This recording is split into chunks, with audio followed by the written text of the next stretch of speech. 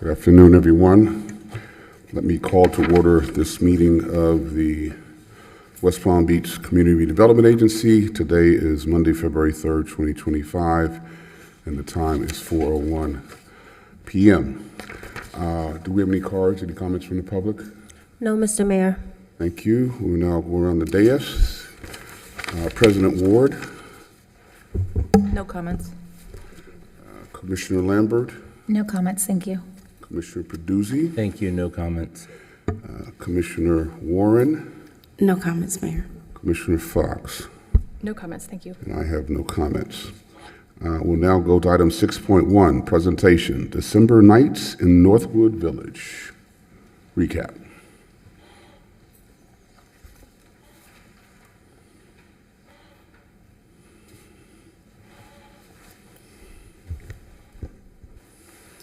Good afternoon, Mayor and Commissioners. I am Stephanie Swimmer. I am the Marketing Coordinator for the West Palm Beach CRA, and this is a presentation as a recap for the December installment of Nights in Northwood Village. This presentation will go over the event background and goals, the event activities that were a part of the event, survey results, as well as the projects the CRA went over during the event. A little bit of background, Nights in Northwood Village. It's a quarterly event that is supposed to highlight the area of Northwood Village to bring attention for economic development, especially during the construction. It's just people are aware that these businesses are open. The December installment was a holiday market, so that way people can do their holiday shopping in Northwood Village. We did have a road closure. The road closure was the Northwood Road towards Broadway, so it was from Spruce to Broadway.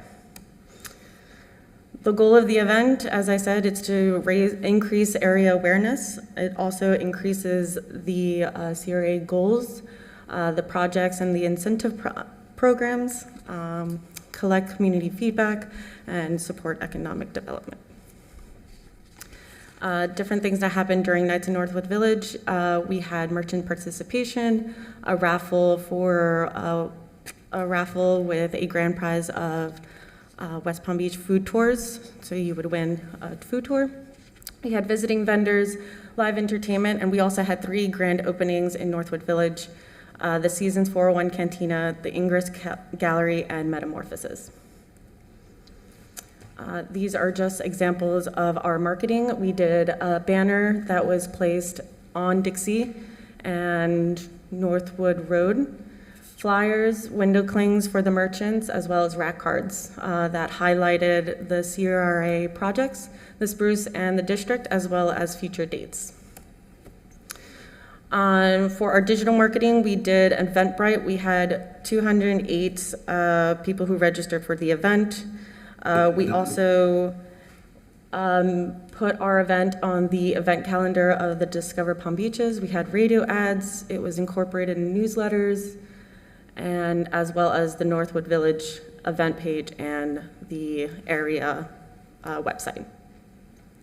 So we did have a large concentration of people who responded to our Facebook ad, and that's where most of the traffic was coming from for Eventbrite. It was registering a lot of people clicking on Facebook. That's what some of these charts are reflecting. So again, this is our meta ad. So our meta ad include a countdown campaign that showed the different merchants that were participating, as well as things to expect. We had 748 people click and interact with each ad, and had about 200 people who were interested in the event. However, our results number-wise were very, very high, but the attendance itself was very, very low. As reflected, again, these are numbers that are steadily increasing our Facebook ad and our Instagram. But like I said, our attendance was very low. We only had 7 people submit for the surveys. Our average is still the same. The people who are attending our event is about 50 to 59. and mostly concentrated in the West Palm Beach area. Reasons for visiting, or how often they visit, or why they don't visit. They visit once a month, or which is better than before, which was, I'd never heard of this place. So at least it's a little bit better. Visitation interference among 7 people, it was other, either lack of knowledge about the business, or some people said the prices were too high, I live too far, or I work in the middle of business hours. Things that the community feedback. So the community feedback was, how well do you know the CRA? I don't know, but I would like to learn.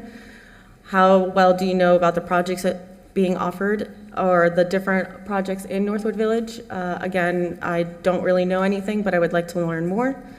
And what kind of projects would you like to see in the area, with the 2 highest saying mixed use or public open spaces? Communication, most people seem to have responded to the other, which is either Eventbrite or social media, as documented in the comments section. And we did have 20 new subscribers for our CRA. That's including the 7 people who participated in the survey. Additional comments about the event, it seems great. Keep doing it. Again, so the 2 projects that we spoke about was the Spruce and the District.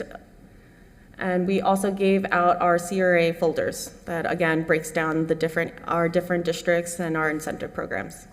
Our next Nights in Northwood Village, again, it's a quarterly basis, is going to be March 14th.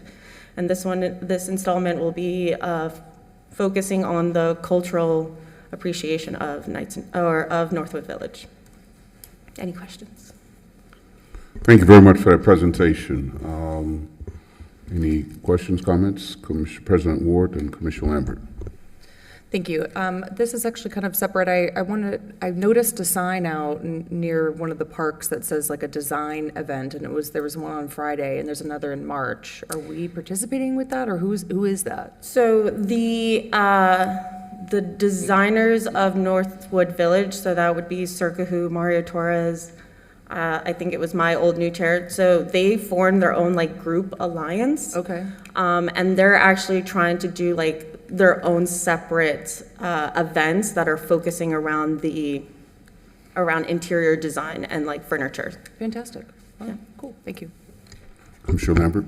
Thank you so much for all the data. I think that that's helpful for us to make decisions and to see how things are progressing. But I just want to make sure I understand. So you're saying we had a lot of engagement, and then we had a good attendance of the event, but then the survey participation is what was low? No, so our numbers were really, really healthy. They were positive. However, the actual physical attendance of the event was very low. And it could be due to the weather was really, really terrible. It was very windy that day. It could also be, it was around the same time as like other companies had holiday parties. There were also many different events in the city regarding to the holidays. The attendance was just low. It wasn't as high as it was in September. So in September, we had a good amount of people. This one was a little bit more sporadic. Okay, so the attendance was low. So we were seeing, I think you said, how many registered on Eventbrite? About 200 or so people. And when you say low, I don't know if you gave a number of like 50 people? Yeah. And then 7 participated in the survey. Correct. And then I appreciate, again, conflicts of scheduling, holidays, the weather, all of those things make sense. Do we have a plan then in place that we evaluate those things as best as we can? We can't control the weather. Yeah. So that when we plan for next year, we try not to have those same conflicts? Yes, absolutely. So at least in the case of the holidays, we're exploring the idea of figuring out the calendar of events. So if we're trying to figure out if rather than having Sandy and Winter in Paradise one week and then Nights in Northwood Village a different week, we try to kind of put it all in one week. So that way people don't feel like they have to go in and out of the city. They can just kind of plan it off like, okay, we'll do this night or we'll do this night. So the holiday events are a little bit more streamlined. Also, it's earlier, like if that were the case, it would be earlier in the month, whereas this last holiday event was in the middle of the month. So as we get closer to the holidays, more and more people either want to stay in and be with their families, or they already made plans in advance. So that was the... Mayor, follow-up? Yes. Thank you so much. And I just want to make sure, your resources, your time, and all the efforts of the team are being spent wisely. I know a lot of effort goes into planning those events. And I would guess if 50 showed up and 7 filled out the survey, that ratio might be typical. If we had 200 or 300, we would get 5 times as many surveys. Just curious, we don't have to explore this now, but maybe we could look into gamification of surveys, different ways to get people to fill them out, because I just think maybe people are getting tired of filling them out and trying to find ways to incentivize or encourage them. Yeah, we were hoping that with the raffle grand prize, that would incentivize people to sign up, especially because it was with the West Palm Beach food tours. So we just thought a food tour would be a really great way to I would absolutely want to fill out a survey. But because the attendance was very low, you can only get what you can get. Of course. I'm just one opinion. I'm not sure having it the same week as Sandy would be a good idea, because I think people would choose one or the other as opposed to both. But I'm just one person. No, and granted, like I said, we're still exploring, but if Sandy were to be on a Thursday, then my Nights in Northwood Village is typically on a Friday, so it'd be Thursday, Friday, and then Winter in Paradise would be either on a Saturday, but again, there's nothing really solidified until we get closer. And have you tried surveying prior to the event to see, you give people options and see what kind of feedback you might get before you start scheduling? I do with the merchants. I try to coordinate with the merchants to see what days work for them. That's why we decided on a Friday. But some of the merchants aren't really open later in the day anyway. So if they do want to participate, they just make it a point to keep themselves open and start off the weekend with Nights in Northwood Village. Okay, all right. Any other comments, questions? If not, thank you again for that presentation. Thank you. We'll now turn to the consent calendar, items 7.1 through 7.2. Any items on consent? Any questions or comments on consent? If not, I will entertain a motion. Mayor, move approval of the items on consent. It's been moved. Is there a second? Second. Been moved and seconded. Discussion. Hearing none. All those in favor say aye. Aye. All those opposed, like sign. Hearing no opposition, motion carries unanimously. Thank you.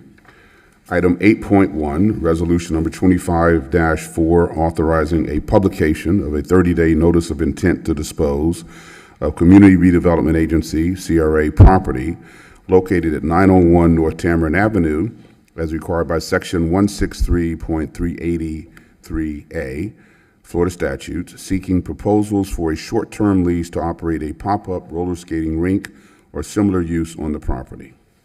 Thank you, Chair. Good afternoon, members of the board. Gina Baker, Historic Northwest Project Manager.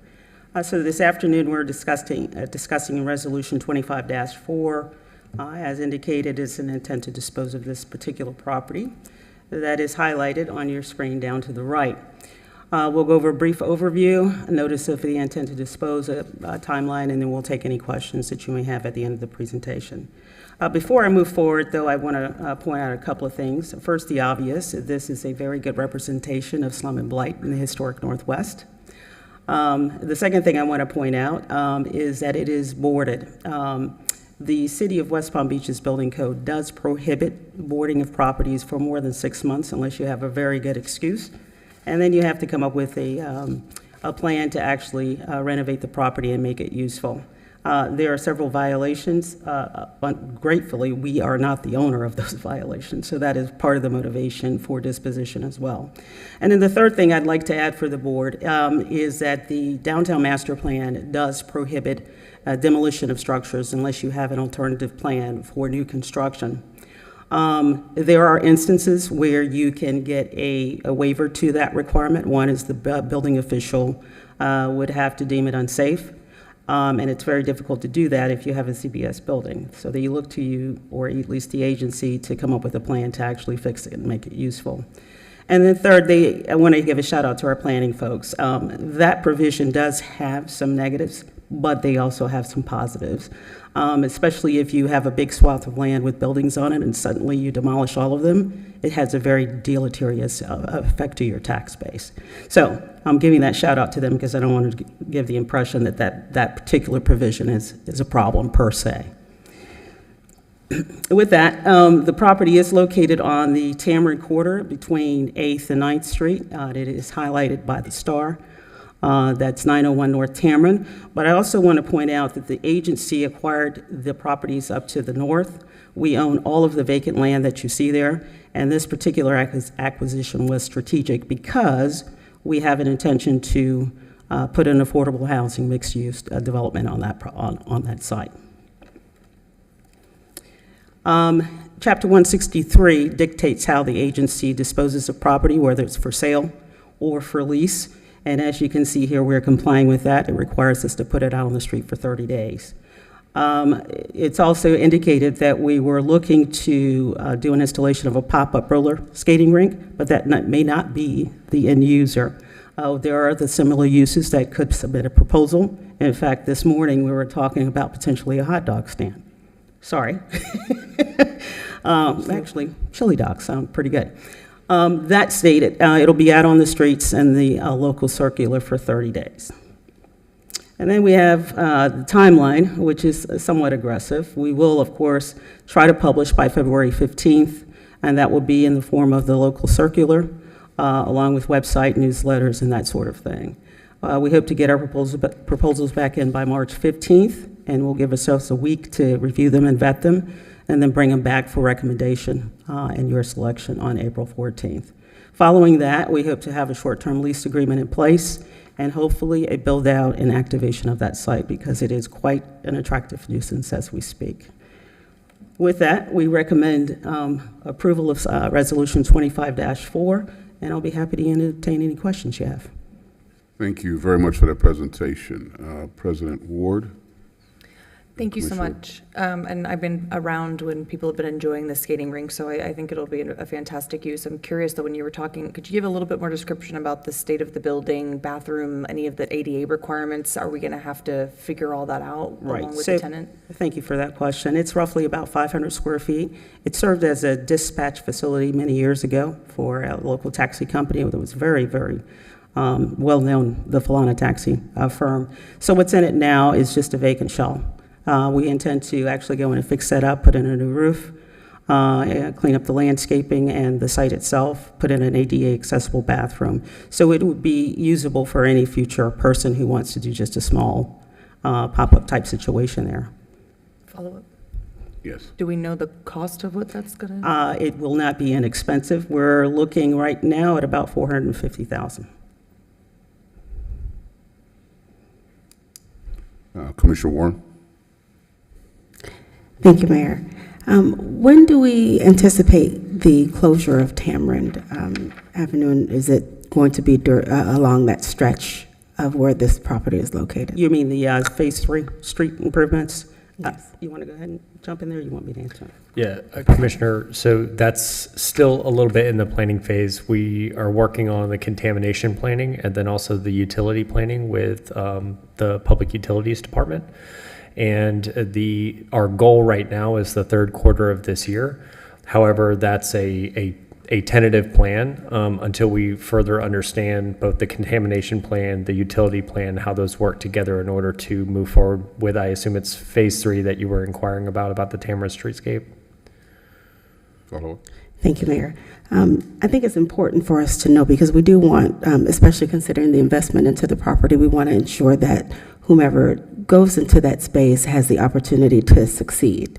Right? Indeed. And I think that there can be an absolute impact if the traffic is torn up on Tamarind during the time that a brand new business is opening in that location. So I think it's important for us to consider that, and also important to consider because I see that it says the opportunity for a 2 or 3 year lease. Correct. And depending on how things are going, that can be a very long period of time for a business that is starting. A 3-year lease Understood. can be a long Understood. period of time. So would there be an opportunity within that time for them to review the lease and then extend it, like a 1-year lease with a renewal opportunity for the 2nd year and the 3rd year, versus Point signing taken. a 3-year lease and them not being, and then circumstances not line up that are conducive to their Yes, success? what will come back before you is, once we go through the 30-day vetting period, then we'll come up with some terms and conditions, and one of those, and your point will be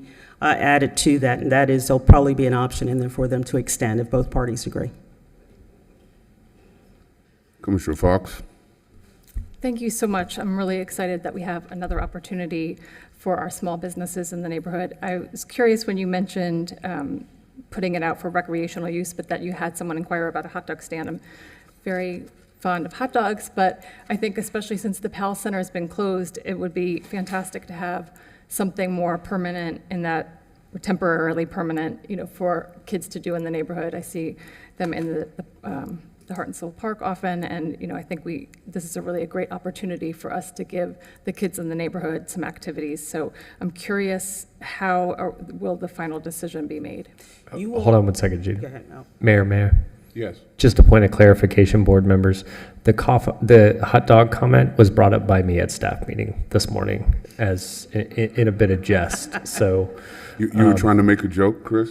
I was, Mayor. Did you get a sense? I wasn't aware it was going to carry over into the board meeting, so now it is an ongoing joke. Well, the hot dog sounded great, but let me just add to that. Whether we get 3 proposals, 1 proposal, or 10, you all have the final say as to who actually goes in there, and I would suspect that staff would probably lean towards someone who has been a vendor and who has participated in different events, and also gives them, this particular vendor, an opportunity to test their concept. That's all CRA 101. So you will be able to weigh and choose based on those standards once it comes back to you. And that will probably be presented by our real estate manager as well as our economic development manager as well. Commissioner Lambert? Thank you so much. I am very excited to see companies like this and Tijuana coming forward and working with our CRA and expressing interest. I think that I looked back on some notes, and I think it was in 2019 where I met you at a Northwest neighborhood meeting expressing some very pointed concerns at the city, and she, along with others, said, I'm going to get involved and help make sure that solutions are put forward. And I think that this is the kind of business and business owner that we all want to support. So I'm grateful to see these things moving forward, but I do have some questions. Sure. I know that this is a short-term lease, and then you mentioned in the presentation that the agency owns the properties adjacent for workforce housing, I believe you said, or mixed That's use? the intent, is to do a future development of that oak. But at this time, we are just in conversations. And so is it the intent that at that time, then this building would be used for something else as part of that project, or would still be adjacent to this? No, it would be part of the assemblage that we are doing on Tamarind Avenue. So an overall project would encompass the site. That's why we are looking at a short-term type of proposal for a lease. Okay, and I just wanted to clarify, this building cannot be torn down, so the investment we're putting into it will be lasting even after this use? It will not be. It would only be for, well, we have to make some minimal improvements to begin with to stay out of the path of code enforcement. Though we would hope to be able to get some ROI within the lease terms of this 3-year investment. It won't be total, but it'll be some. Understood. Thank you. Yes, ma'am. Commissioner Warren and President Ward. Thank you. Have we factored in startup for the business when there's a business that is selected? Will there be a ramp-up period for the terms of the lease payments, where there may be one amount for a short period and then that goes up incrementally in order to give them an opportunity to develop their business? Sure. Base Thank you, or- Commissioner. Yes, we did do sort of a template of what a long-term lease might look like in concert with our economic development manager as well as our real estate manager, and there will be sort of a ramp up, if you will. First year, X amount of dollars, second year, third year. So you'll see all of that in more detail once someone is selected and we come back with an actual lease proposal in terms. That will be more spelled out for you. Thank you. President Ward. I may just be confused, so bear with me, but we're looking at potentially 16,000 annually, and we need to rehab the building on there, and that's going to be close to 400 or about, we were thinking $400,000, and then we're not even going to keep that building in the long run? Yes, let me just back up and be clear. So just the general improvements, notwithstanding any tenant-specific improvements, we've got a quote in for $250,000, right? Once we get in proposals and we figure out who we're going to move forward with, then we're going to look at their specific improvements, and we'll see how much that is. We have budget. I should clarify that we have budgeted 430-something thousand for it. 430, is that right? Yeah, 430,000 for the overall project. Follow up, just to clarify though, but $400,000 to rehab a building that we know we're going to tear down for another project? I'm saying it could be up as high as that, yes. I'm a little concerned about that, and it has nothing to do with the use of the property, but I'm just having a hard time understanding why we can't figure out something more cost protective, given that we know her setup, we know how that looks. I obviously know you need facilities on there. I just feel like I have a hard time trying to grasp we're going to spend close to $500,000 on a building we're going to tear down, and we're only going to be making a minimal amount on the annual lease. Let me point out further that while we say it's short-term, up to 3 years, it could very well easily go into 5, and that is simply because of development requirements with the city. That's still a quarter of what you'd be making off of the lease revenue of what the cost is. I guess, I mean, I want to move forward and try to figure this out, but I'm hoping that maybe we can get together and understand how exactly we could make this work without having to waste hundreds of thousands of dollars that we know we're going to get rid of this building. That just doesn't make sense to me. So, Commissioner, the building simply needs leasehold improvements that we don't expect to be north of the quote that we've gotten. Mm-hmm. We haven't bid it out, so we don't know officially until we get the quotes back for it. And so at that time, if it comes back to be too expensive or not worth, then we can reassess the project at that time. Well, we're about to put something on the street looking for proposals for a 30-day period. So then that work at cross purposes. Should we assess where we're going to go with the building first before we start soliciting proposals for how we're going to use the building? So Mayor, we're doing both because we do have that working through procurement now. So we were just trying to essentially do both at the same time to understand what it all looks like. At the same time, still planning Tamarind Avenue, which we also have a game plan, to Commissioner Warren's point about the impacts of that project as well, to see how we can make all of this work, because we could do Tamarind Avenue in phases as well. That would also lessen the impact to the base, because it's not the only business that we have along Tamarind Avenue. We have several. And so planning all of this stuff together so that we're using the projects or the buildings that we have and improving them, since we don't have a project at 901 Tamarind now, and making sure that we're just continuing the progress of the Tamarind corridor. Okay. Commissioner Warren. I'm an advocate of activating as much of Tamarind Avenue as we possibly can. But I do have a challenge in understanding, to President Ward's point, to make that type of investment in something that we know will be demolished. I don't really understand the logic of it. And I don't understand the timing with the construction on Tamarind, with this building has been vacant for a very long time.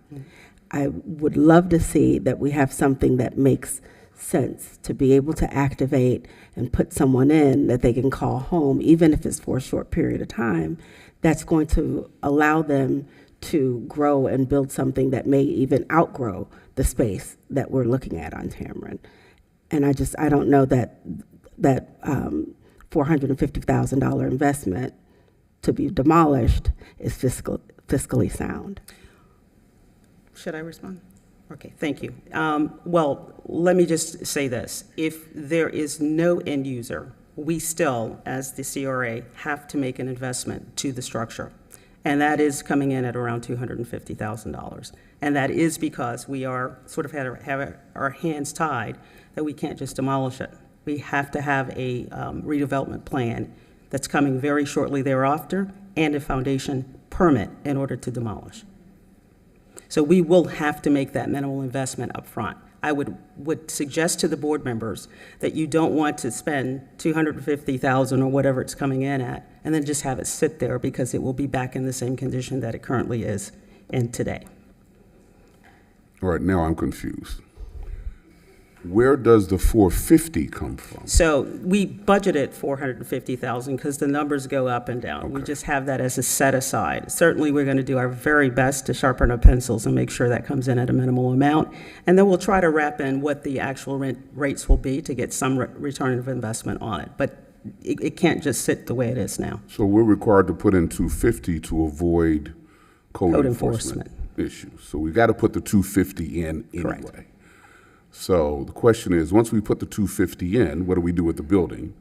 And this is a proposal, or at least we put it out for proposal, see if we can activate it That's for correct. some period of time before we come up with a more permanent plan That is correct. for not only that parcel, but the adjacent parcels. That is correct. Okay, all right, now it's coming together. Okay. So we got to put in 250 We anyway. have to do something. We don't have to put in 450. That's correct. Okay, so it's really a 250 number Right. we're looking at. That is mandatory at this time We have to spend to those dollars. avoid code. All right, Commissioner Baduzzi hasn't spoken yet, so let me give him a chance. Thank you, Mayor. And I shared the concerns of my colleagues with regard to the cost of a building that might end up being demolished, but I'm hearing here that we may not have a choice with regard to at least $250,000 of it. Aside from that, and I apologize if I missed it, I mean, we're just voting tonight on the disposition of putting it out for disposition, and that we've received interest from TJ Spot, but we're going to accept any other interest that may be out there and then decide from there what would be the highest use or the best entity to utilize the property. Is that correct? Correct. That's correct. Okay, thank you. President Ward? And thank you for that clarification, because I was gonna ask and make sure that I understood that, so it's gonna come back to us. I kind of, unless I'm still confused, disagree with the 250 remark, because in theory, if you do a notice to dispose and you had someone come in, say, I've got investors, I want to do this active commercial use here, and I'm going to pay to rehab the building, that's possible too. So what Yes. makes us have to spend $250,000 is we're keeping the property. We don't have any investors that's standing in line to do that just yet. Well, we haven't done the notice to dispose yet, so how do we know? Well, that could very well happen. Well, you're correct. We could just do a blanket notice and put it out there, but I don't know that the site as it sits by itself would be very attractive to any developer. They'd be looking at the thing in totality, and it's something that could not probably come to fruition probably for the next 18 to 24 months, which leaves us wide open to code enforcement, sending us a nice notice of violation. Also, I think we want to keep this property Yeah, because we want to. want to package it with the adjacent property. So I'm not sure if someone came in and said, I want to put in $250,000 on this parcel, I'm sure they would probably want title to it. I'm not sure that's something we would be thinking about doing. If I could just point you to the screen where the star is, this parcel by itself is a substandard parcel. Without the assemblage to the north, it is not something that I, in my humble opinion, would be something a developer would be interested in without those northern pieces. So even if we were to get that lucky and someone comes in and says, yes, we want to buy the whole thing, certainly we would consider it. That's the business we're in. But as I say to you, by the time we get to conveyance agreements, development agreements, the like, we're very quickly approaching 18 to 24 months. That's just been the nature of the beast here. Commissioner Fox? Thank you. While I hear my colleagues, and I understand, I certainly don't want to throw money away, our taxpayers' dollars, but I also think, spending a lot of time on the Tamarind corridor, as I have been, the idea of having an activated space that is a safe place for young people to hang out and to get some energy out, I think that's priceless in my opinion, and especially considering that we're looking at potentially 2 years plus if we were going to have a development partner on that space. So I am in favor of moving forward, but I have heard all the concerns, and I'm curious, Chris, when you mentioned that you were looking at doing both, putting out the notice of disposition and also trying to figure out the pricing for what the total will be. What do you think the timeline would be? Would they both be coming in at the same time so that we could make a decision at that point? They would be in line with the schedule that we had shared. So if at some point the prices come back that are significantly higher than what we would expected, I mean, we would obviously want to clarify that with the board. But as Gina mentioned, right now we have a budget for it, and there are some improvements that we do have to do, but it would fall in line with that timeline that we shared with you. But the immediate question is whether or not we should proceed with the notice of intent to dispose. And so let's not lose sight that that's the question that's before us. We're not going to solve all matters related to this property tonight, but is it appropriate to at least take that first step to move ahead with a notice of intent to dispose, I think is the immediate question. Commissioner Lambert. Thank you. Commissioner Fox, I appreciate your comments and know that you do spend a lot of time with these residents and business owners in this area, and I am supportive of moving forward. I appreciate, Mr. Rugg, what you're talking about, getting information for us at the same time that we're putting this out. So there's a couple of things that I'm considering. One is just making sure that the applicants who apply for this understand that we're doing this due diligence at the same time. But the second is I'm thinking about the money that we would spend. So let's say it's on the lower end, the $250.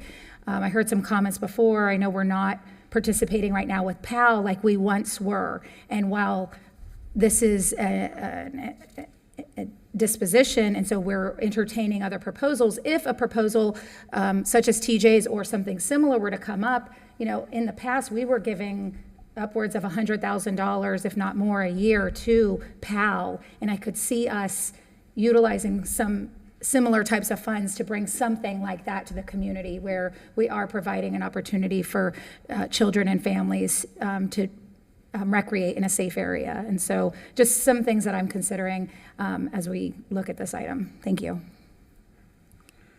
Any other questions or comments? If not, I'll entertain a motion. Mayor, I move to approve resolution number 25-4. It's been moved. Is there a second? Second. Been moved and seconded. All right, discussion. Hearing none, all those in favor of the motion say aye. Aye. All those opposed, like sign. Hearing no opposition, motion carries unanimously. Thank you. Thank you. And just for assurance, you'll come back after this has been on the street. We'll see what's come through. But maybe at that time, you can also tell us where we are with getting the information on costing, if you have any information on the timing of Tamarind, so that we can continue to consider our path forward. Understood, Mayor. Okay. All right. Thank you. Okay, that's the last item on this agenda. So the CRA meeting is hereby adjourned. Thank you. We will reconvene as a city commission at 5 p.m. Thank you.